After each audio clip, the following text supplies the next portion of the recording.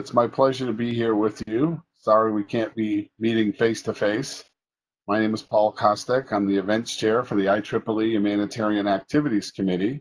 And today I'll be telling you about the activities of our committee and its activities within IEEE. For those not familiar with IEEE, we're an organization of 419,000 members worldwide in over 160 countries. We have over 120,000 student members, and we have chapters in a wide range of technical interests. We cover the world, and we also have special affinity groups dealing with women in engineering and young professionals. Our technical side of IEEE has 39 societies, 7 technical councils, and covers a wide range of technical interests of engineers around the world. We produce over 4.5 million documents in the IEEE Explorer library, and there's over 8 million downloads a month. We are involved in over 1,900 conferences in 103 countries each year. The Humanitarian Activities Committee of IEEE started its work initially in 2011 to support the mission of the board of directors to find ways for IEEE volunteers around the world to be more involved in using their technical skills in carrying out and supporting impactful humanitarian activities at the local level. Additionally, we created another group, SITE, the Special Interest Group for Humanitarian Technologies, as a program and a subcommittee, and I'll be talking more about them in a few slides. HAC fits into IEEE's strategic long-term plan by addressing and providing the opportunity for IEEE to collaborate not only internally but externally with other organizations to increase sustainable development innovation. We also look at understanding how the roles of engineers can play and their use of technology can play a role in improving sustainable development around the world. HAC provides educational resources through IEEE Learning Network, webinars, virtual forums, and in-person workshops, providing our members and non-members the opportunity to learn more about how to take engineering skills and apply those to sustainable development. HAC fosters opportunities for hands-on, career-relevant experience through both the site and HAC projects. And through its global network, HAC creates impacts in underserved communities around the world. Case study, since this conference is being held in Uganda, the IEEE subsection, which then grew to become a section, ran several humanitarian projects. This provided 2 opportunities for both the IEEE to increase its membership locally, but also provided an opportunity for local members to be more involved in using their skills to improve the quality of life of other people in the Uganda area. All right, so how does HAC support all these activities? We have a wide range of funding opportunities that we undertake. HAC projects each year allocates money to take on large-scale projects around the world. HAC events, the group I chair, works with other conferences, symposiums, and online training to provide opportunities for people to attend, increase their skills, increase their awareness.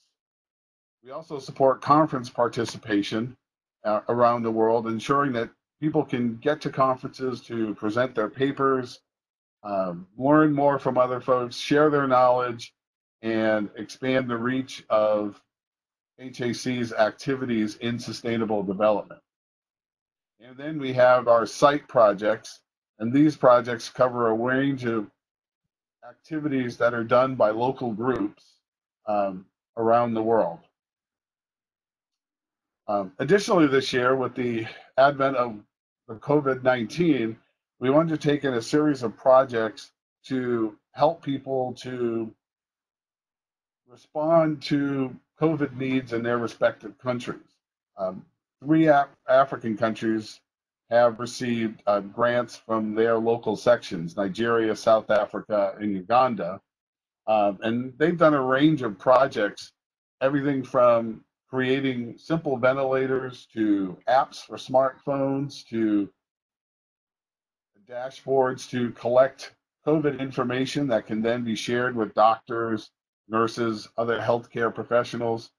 Um, some students have developed robots that can be used as a resource to support hospital staff. This is an ongoing effort that's running through the end of May, and we have had a collection of very interesting proposals come in from around the world. The special interest group, or site as we call it, has 7,500 members in 104 countries. Some of these folks have gotten together and formed groups, and there's 157 of those in 52 countries. And since site came along in 2016, they have had 48 proposals awarded and funded for over $345,000. In Africa, there are site groups, as you can see here, in several of the countries and also at local universities, providing, again, opportunities for students to apply their knowledge in new and innovative ways to help address some of the challenges that are faced by members of their communities, respective countries and areas that are taking place. A sample site project, and again, this one here is in Uganda. This was done at a health center to increase the number of hours that they could provide service.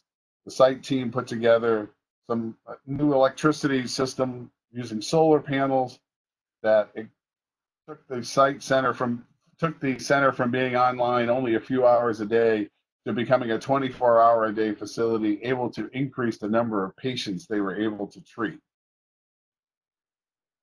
One of the important things we've undertaken also is taking a look at all of these activities that IEEE has taken on over the years, and we are now in the process of assessing and doing a peer review of our activities to ensure that we are having the impact we want to have, that we are collecting information that can be shared with others in terms of potential projects that can be done in other countries or locations, and also internally for the organization to make sure that we're having the impact we want to have in terms of the money we spend, but also the volunteer time. We've also developed an education forum.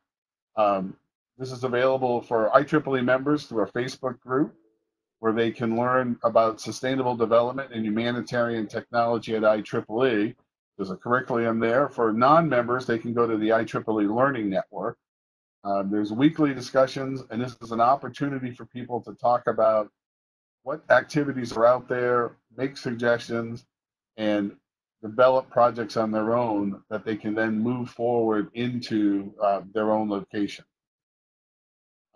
We invite you to stay connected with us. We have a range of different websites, email addresses, where if you have additional questions or need information, feel free to reach them out. Again, thank you for the opportunity to present here today, and good luck and enjoy the rest of the conference. Thank you.